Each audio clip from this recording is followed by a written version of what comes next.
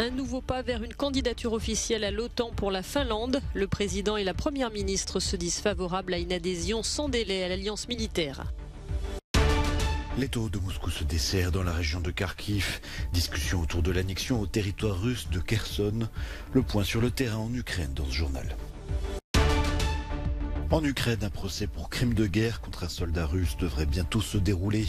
Une première depuis le début du conflit. Être membre de l'OTAN renforcerait la sécurité de la Finlande. La Finlande doit être candidate à l'adhésion à l'OTAN sans délai.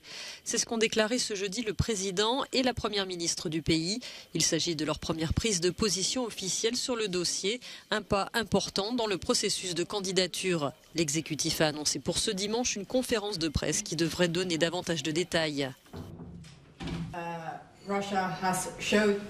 La Russie a montré qu'elle ne respecte pas le droit international, dit la première ministre.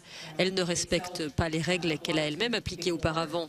Elle ne respecte aucune des obligations qui incombent à chaque pays. C'est pourquoi nous discutons de la possibilité de demander l'adhésion à l'OTAN, car la situation sécuritaire en Europe a changé et nous ne devons pas être naïfs face à la Russie.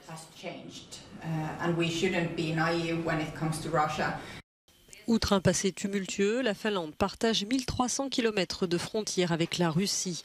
Le Kremlin a réagi ce jeudi à cette annonce, affirmant que l'entrée du pays dans l'OTAN constituerait assurément une menace pour la Russie. Membre de l'Union européenne depuis 1995, la Finlande coopère déjà avec l'Alliance Atlantique dans le cadre du partenariat pour la paix. Ses militaires participent à des entraînements et à des exercices communs.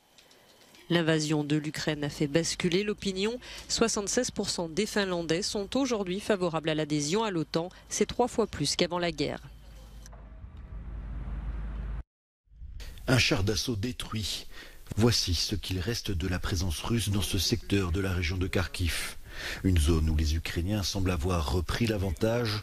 Plusieurs villages ont été libérés ces derniers jours, et ce grâce à une meilleure connaissance du terrain, selon ce gradé de l'armée. La grande majorité des militaires qui sont recrutés pour la défense territoriale sont recrutés dans une zone spécifique pour des tâches spécifiques. Quel est l'avantage de cela? C'est que mes subordonnés n'ont pas besoin de carte. Ils ont une carte dans leur tête. Ils connaissent cette zone, non pas par des cartes, ils l'ont déjà parcourue. C'est notre force. Mais plus au sud-est, le long de la ligne de front dans la région du Donbass, l'artillerie russe continue à pilonner les positions ukrainiennes et a réussi à faire quelques progrès. Dans la ville de Kherson, contrôlée par les forces russes, le Kremlin tente de maquiller l'occupation en opération humanitaire. Distribution de nourriture filmée par les caméras du ministère de la Défense, alors que des responsables pro-Moscou de la ville ont dit vouloir demander le rattachement de la commune à la Russie. Le Kremlin a réagi via la voix de son porte-parole, Dmitri Peskov. Selon lui, si annexion il y a, elle devrait être faite sur une base légale claire et surtout elle devrait être demandée par les habitants de la ville. La conquête de Kherson permettrait de constituer un pont terrestre reliant la Crimée, la région séparatiste de Donetsk et le territoire russe. À Donetsk, justement, ce mercredi, les autorités locales célébraient le 8e anniversaire de leur indépendance autoproclamée de l'Ukraine.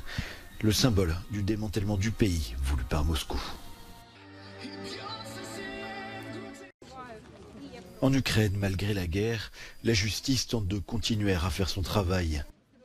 La procureure générale a annoncé qu'un premier procès pour crime de guerre devrait bientôt se tenir dans le pays. Le prévenu est un soldat russe de 21 ans qui comparaîtra pour avoir tué un civil non armé. L'homme circulait à vélo non loin de son domicile de Tchoupakivka lorsqu'il a été abattu. Le soldat a été placé en détention et risque un emprisonnement à vie s'il est reconnu coupable de crimes de guerre et de meurtre avec préméditation. À Mariupol, si les centaines de combattants qui s'y sont retranchés tiennent toujours la Syrie Azovstal, ils sont aussi constamment bombardés selon Kiev. Ce site représente le dernier bastion de résistance ukrainienne de cette ville portuaire stratégique.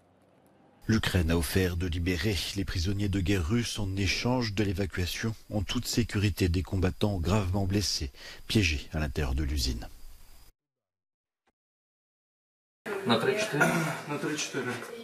La victime a été prise dans une explosion. Nicolas et Artem ont 20 minutes pour stabiliser son état et la préparer à être transférée dans un hôpital. Mais bien loin des champs de bataille ukrainiens, c'est à Metz, dans le nord-est de la France, que les 2 soignants s'entraînent sur un mannequin en plastique. Avec eux, 7 autres professionnels de santé ukrainiens, formés en médecine de guerre par l'Institut européen de formation en santé. La formation d'1 semaine est encadrée par Raphaël Pitti, un spécialiste reconnu de la médecine de guerre. En 11 ans, il a formé plus de 34 000 médecins, infirmiers et secouristes en Syrie.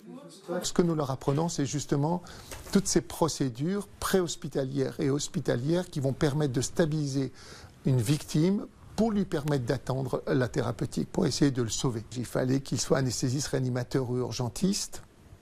Il fallait en même temps qu'ils aient déjà des compétences de formateurs. Et alors en plus, certains d'entre eux ont participé à la guerre dans le Donbass. Donc ils ont tout le profil dont nous avions besoin pour faire d'eux des instructeurs, des formateurs à leur tour. Les 9 soignants ukrainiens âgés de 24 à 40 ans seront amenés à travailler à leur tour dans un centre de formation à la médecine de guerre. Celui-ci devrait ouvrir fin juin à Lviv, dans l'ouest de l'Ukraine, afin de former les médecins civils à l'afflux de victimes liées à la guerre. Depuis le début de la guerre, on ressent ce besoin constant d'être utile, de faire quelque chose d'important. Et c'est un sentiment que j'ai ici, celui de faire quelque chose d'important, de faire la différence. En tout cas, je l'espère. Pour suivre la formation, les 9 soignants ont dû obtenir une autorisation exceptionnelle de sortie du territoire. Depuis le début de la guerre, les médecins sont réquisitionnés et n'ont pas le droit de quitter le pays. Quelles seront les conséquences de la guerre en Ukraine sur l'économie mondiale ? Problèmes énergétiques, impact des sanctions, crise humanitaire. La directrice générale du FMI avertit que le monde va être durablement bouleversé par le conflit à plusieurs niveaux. Tout d'abord, dit-elle, il y aura encore davantage d'impact sur la manière dont l'avenir énergétique se présente. Comment s'assurer de la sécurité énergétique de nos économies et de nos populations ? Deuxièmement, comment les pays envisagent-ils leurs réserves et comment ils s'assurent de sécuriser leur propre position ? Et troisièmement, je suis très inquiète qu'il puisse y avoir davantage de conflits dans le monde. Le FMI a accordé une aide d'urgence de 1,4 milliard de dollars à l'Ukraine, mais sur le long terme, le pays aura besoin de davantage de soutien, notamment pour la reconstruction. Tout cela dans un contexte de hausse mondiale des prix, alimenté à la fois par la pandémie et la guerre. L'impact sur les prévisions de croissance mondiale sera important. Nous avions prévu 4,9% en octobre. Nous avons reconnu que nous devions réduire ce chiffre. Nous sommes descendus à 4,6%. Et maintenant, nous l'avons encore baissé à 3,6%. Donc, si vous regardez nos projections de croissance par rapport à ce que nous avons réalisé en 2021, on passe de 6,1% à 3,6% dans une économie qui ne s'est pas encore complètement remise. Croissance en berne, inflation en hausse, une tendance qui risque de durer.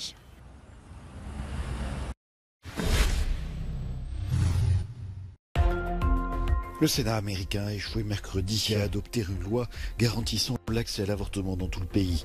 Ce vote était surtout symbolique, les démocrates ne disposant pas des 60 voix sur les 100 nécessaires pour avancer sur ce texte.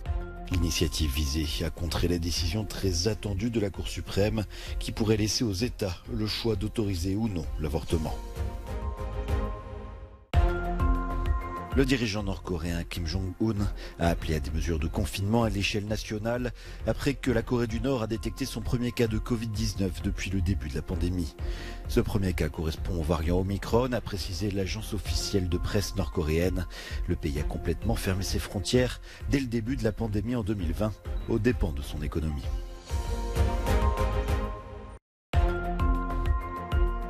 L'Union européenne met fin aux masques obligatoires dans les aéroports et à bord des avions. Pour l'Agence européenne de la sécurité aérienne, cette mesure contribuera à alléger la charge pesant sur le secteur du voyage. La règle sera abandonnée à partir du 16 mai, mais il appartiendra néanmoins aux compagnies aériennes de décider si elles souhaitent encore exiger le port du masque.